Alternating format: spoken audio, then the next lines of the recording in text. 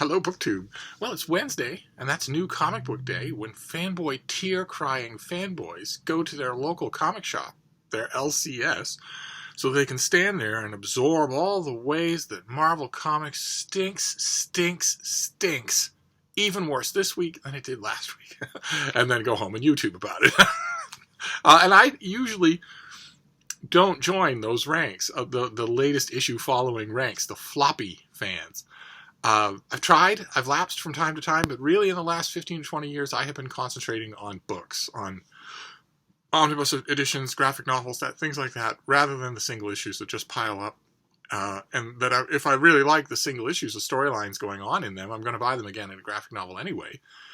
Or so I tell myself.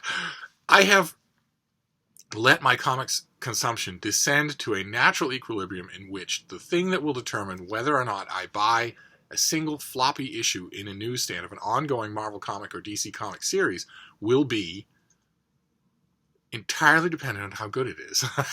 It'd be entirely dependent on whether or not the writer and the artist are doing the work necessary to make me not want to wait for a graphic novel.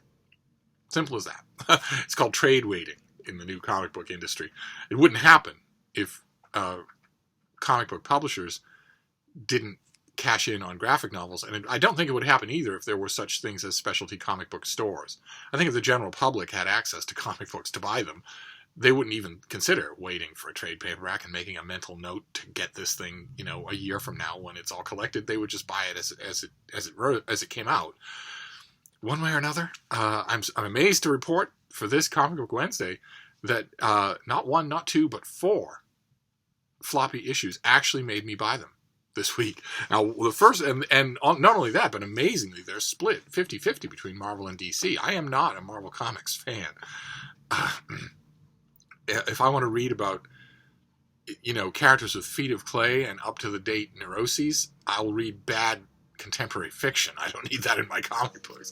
I much prefer the DC Comics classic roster of godlike heroes who are noble and admirable and who are not underpowered, so that they're not going to flub a bank robbery, so that they're not even... I have very much enjoyed Marvel Comics over the course of Marvel Comics' tenure as a comic book company, and this week I got 2 Marvel Comics and 2 DC Comics, amazingly. The 2 DC Comics are absolute staples. In fact, all of these are staples in their way. I'll do the DC Comics first. The first one, I admit, I purely bought it for the artwork, which I know is terrible. I'm not supposed to do that, but it's been my staple of comic book buying for the whole time that I bought comics, that I buy them almost always for the artwork. I will sometimes, out of loyalty, suffer through buying issues of a comic even when the artwork is bad. My beloved Justice League, for instance. There were long stretches in Justice League history, especially in the late 60s and 70s, when the artwork was terrible. I bought it anyway, because I loved seeing this greatest of all superhero teams. And that's been true with other times too. The Legion of Superheroes, of course, I buy the Legion of Superheroes no matter what, and they have often had bad artwork. But when an artist like this is doing an iconic character, and the artist at the peak of his talent, then I will buy it. Simple as that. I will buy it to read it. I will not wait. And it's Lee Weeks. And this is Batman. This is Batman number 67. It's written by Tom King, but he gets a week off with this issue because there's hardly any dialogue in here at all.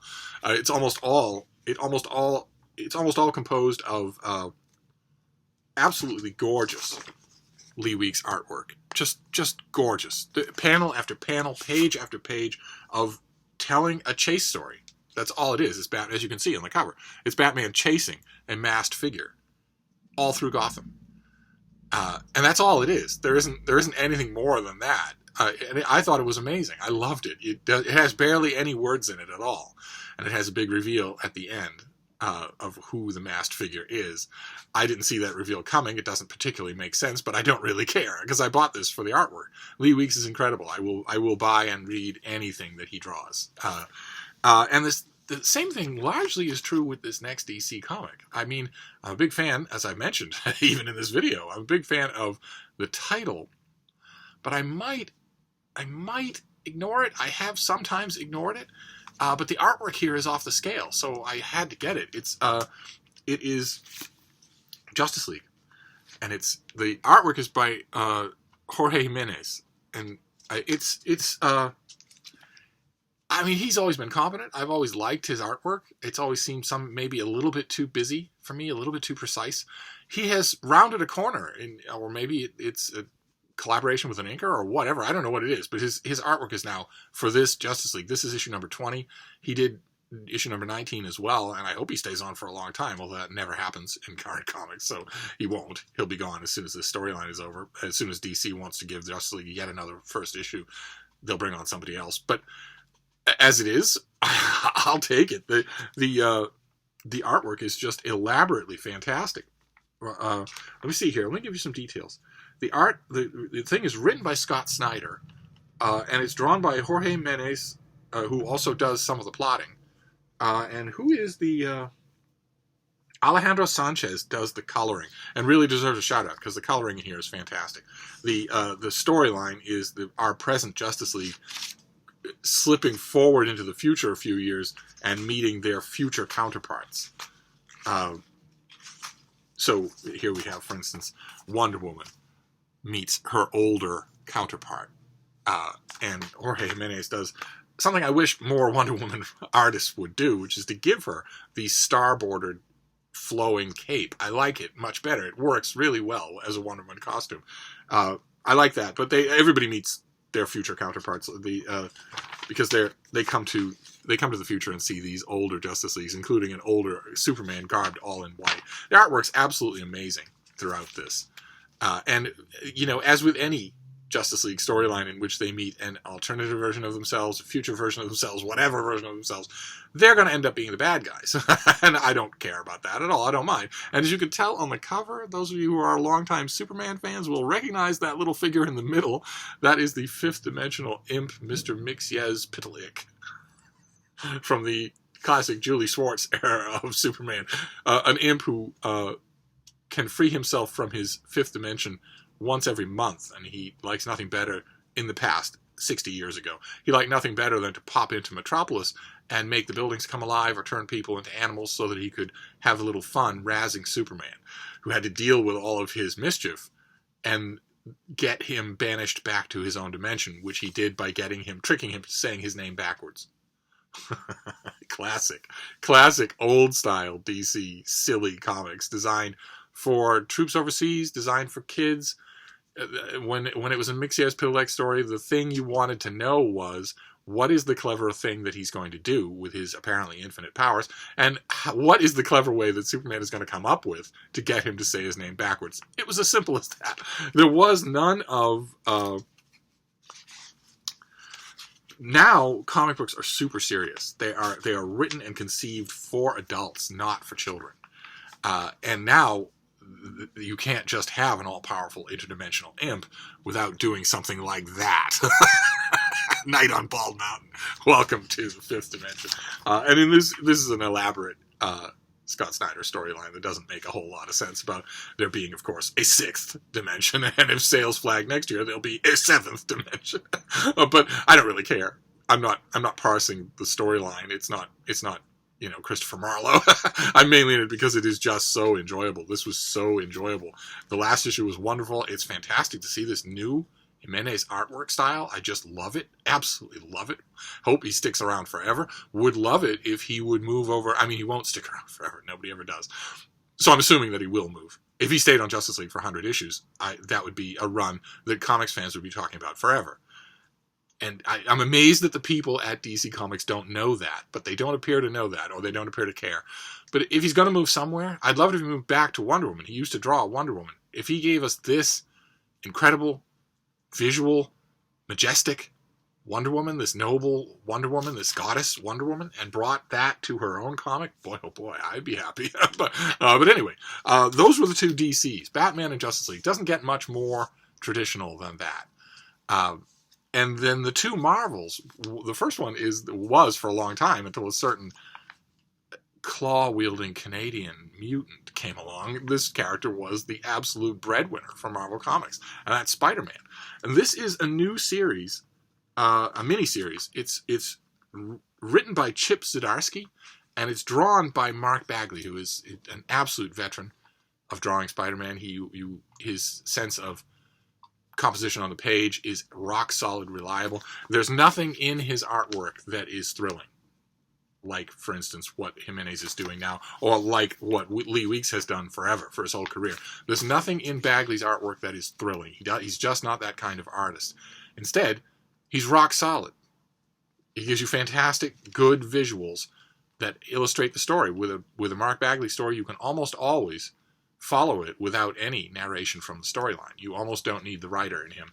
And this is Spider-Man Life Story, Volume 1, the 60s. Look at that cover. I think that's just amazing. When you see helicopters of that make flying in that kind of formation, you know right away. It's a very canny realization on the artist's part that you know right away that is a visual icon of the 60s. Unfortunately, the Vietnam War was fought with helicopters like that, in formation like that. So you know right away that this is, you get a hint even from the cover what this is going to be. What Life Story is, apparently, is a reimagining of the story of Spider-Man in real time and in the real world. So, that story kicked off in the 60s. And in this issue, Peter Parker is living in the 60s and has to deal with the Vietnam War and has to figure out how other people are going to deal with it too. We see that Iron Man is involved in the war, and we meet in this issue Captain America, who is trying to figure out how he wants to be involved in the war. Let me show you that. See, they have a rooftop tete-a-tete where they talk about... actually, that's not fair, though. If I say that Bagley is a competent artist, I don't want to show you a static scene. Yeah, there we go. There's Peter Parker squaring off with the Green Goblin. See that? You've got the close-up of the Goblin. You've got Peter Parker in the distance. You've got facial action. You've got... It moves really well on the page in a very traditional way. Mark Bagley, Tom Grummett, they're not trying to reinvent comic artwork. And I, of course, appreciate that in a way. I'm curious to know how this unfolds. I was kind of hoping that it's a miniseries, so I was kind of hoping that each issue would be a decade. But this issue ends on a cliffhanger in the 60s, so I can't imagine that the next issue isn't going to start right where this one ends, which kind of blows the chronology sequence out of the water, unless you're just going to move things along at a very fast clip. One way or another, this issue features all of the classic Spider-Man characters: J. Jonah Jameson, Betty Brant, Flash Thompson getting suited up and shipping out to Vietnam, Gwen Stacy, Norman Osborn, the original Green Goblin, and his ne'er-do-well son Harry. There are some fingernails on chalkboard moments in here if you actually lived through the 60s. Chip Zdarsky. I don't know anything about Chip Zdarsky. I've never met a comic artist or writer whose name started with a Z. But he clearly did not. He clearly did not live through the era. That is obvious not only from his conception of the war and what people thought about it, what most people thought about it, but also, oh God, the dialogue.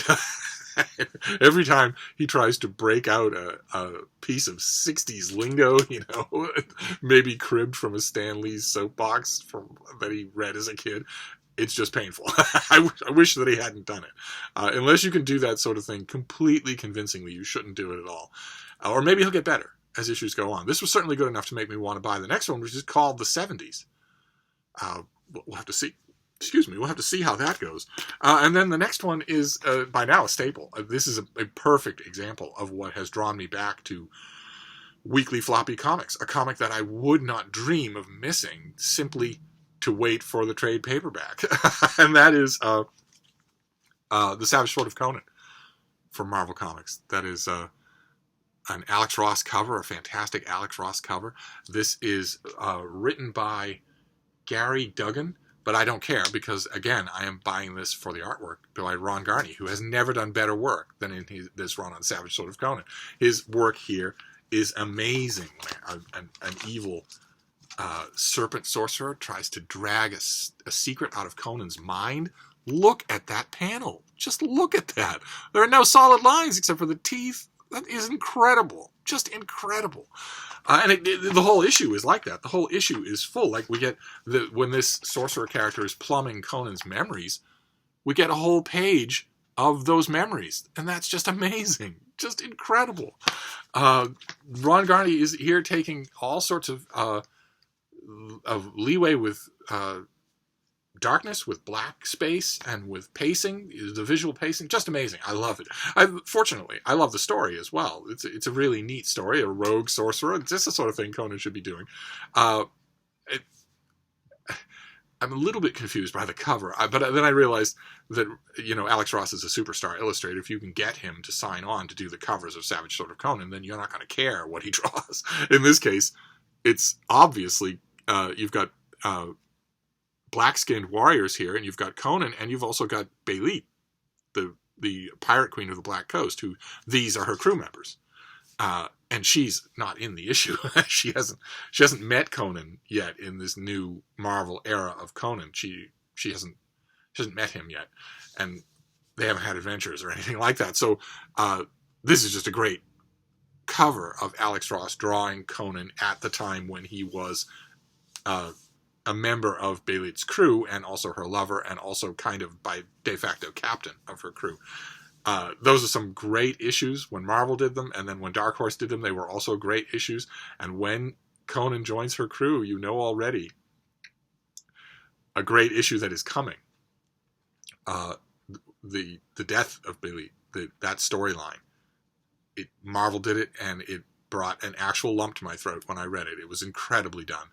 And then Dark Horse got the rights to Conan, and they did all sorts of Conan stories. And when I learned in the advance press that they were going to do that story, the Queen of the Black Coast, I thought, oh, don't do that. Don't do that. You cannot possibly equal or surpass or add any nuance to or do your own version of Marvel's great version of that story. And then they did.